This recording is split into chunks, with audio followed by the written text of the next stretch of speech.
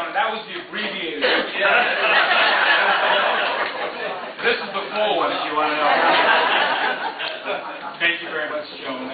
It's a pleasure to be here tonight with all of you here in Coventry. Thank you for the invitation. It's truly an honor to do the keynote for Abraham Lincoln here this evening at this celebration of his birthday, because this dinner is named after him, and it's a way for the Republican Town Committee to raise some money, so I appreciate that. I also like to extend a hello to Mayor McCoy, wherever you're sitting there. Good to see you, Jason, and all my other fellow colleagues who I've served with, Representative Congressman Simmons and Mayor Boughton, who I've worked with at the Mental Health Line. It's good to see you guys here.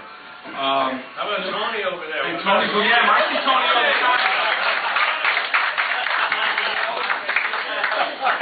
Yeah, who's also a Stanford person. Welcome. You know, no president has been written more about or analyzed more than Abraham Lincoln. Lincoln led America through its greatest internal crisis, through great turmoil, but ultimately with hard-won success. So I have some prepared comments here that I'd like to speak on Lincoln. Lincoln's role as president, as commander-in-chief, as the great emancipator, and as a martyr has been documented countless times. As a president, Lincoln assured his place in history by saving the Union and ending slavery. You know, if you look back then, he was criticized throughout his presidency for moving either too slowly or too quickly on the issue of slavery. Again, that depended on who you were talking to at the time. He was criticized for mishandling the war effort and also in micromanaging the Union Army. His generals second-guessed him, and sometimes the newspapers and editors of the day blasted him in the newspaper for some of his policies. At one point, members of his own cabinet almost rebelled against him because of the war. But through it all, Lincoln stood firm in his convictions. He made judgments and decisions which he knew were right and just. Most importantly, he had the courage to make those decisions, and that he believed would win the war and save our Union. What may be a little less known about Lincoln is the fact that he entered politics. Before he entered politics, he was a small businessman and an entrepreneur. And his vision of America was very much based on the American dream. Lincoln saw America as a land of opportunity, a land that provided him the opportunity that he enjoyed. And he saw slavery as the opposite of that opportunity. He worked his way up from poverty. We all know the story. He was born in a log cabin, self-taught, did his homework by candlelight in the evening. The point I want to make here is that Lincoln was uniquely qualified to lead America through the Civil War. Not only because of his values, courage, and determination, but also because Lincoln was a self-made man, a problem solver, and an innovator.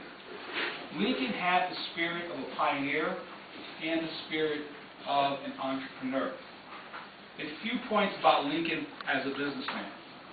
He was an inventor, a man who solved the most difficult problem that faced this nation. He was a patent holder. In fact, Abraham Lincoln is the only president to ever have a patent issued to him. Not really surprising when you think about it, an inventor and also a solution solver.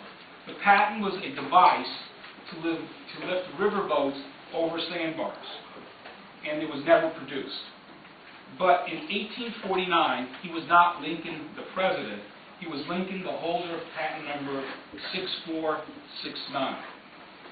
He ran his own law firm, and despite the fact that many of the generals who faced each other on the battlefield had been friends and classmates at West Point, despite the huge political, social, and economic gap that separated the Union and the Confederate States, and despite the fact that Lincoln was continually urged to compromise on the issue of slavery in order to shorten the war.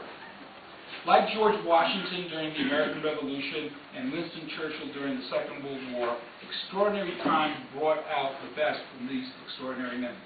The lessons we take from Lincoln are enduring because they still have so much meaning here today in our lives. In government, we still face tough decisions, and we still face criticism when they're made.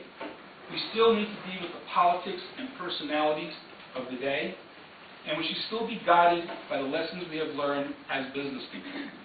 When I came to this country, as you heard in Joni's bio, at the age of 3, I believed that America was the land of opportunity, because that was what my parents had told me when we got on the boat. Opportunity.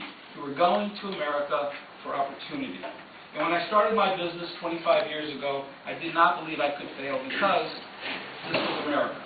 America, where if you worked hard and kept at it, you would succeed. And I did succeed. I've been very fortunate and very blessed. I've helped raise a beautiful family with my wife of 33 years, Carol, who's joined me here this evening.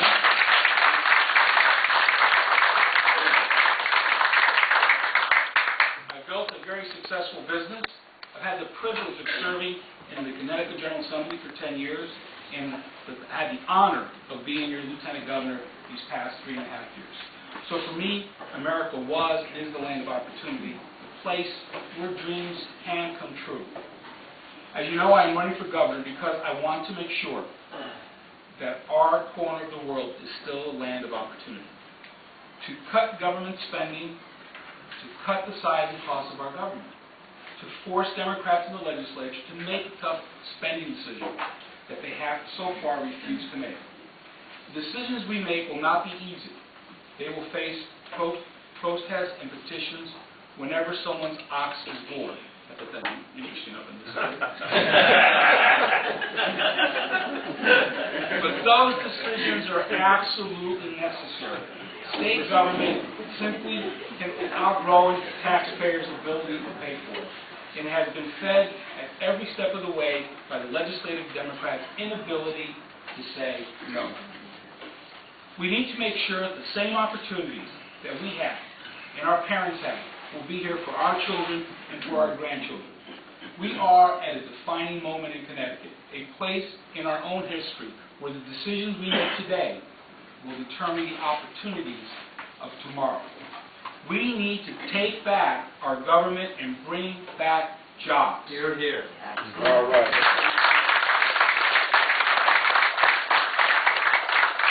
We need to take back our government from special interests and big spenders and stop the gridlock that is occurring in Hartford, and bring back the jobs that will lead Connecticut to economic recovery.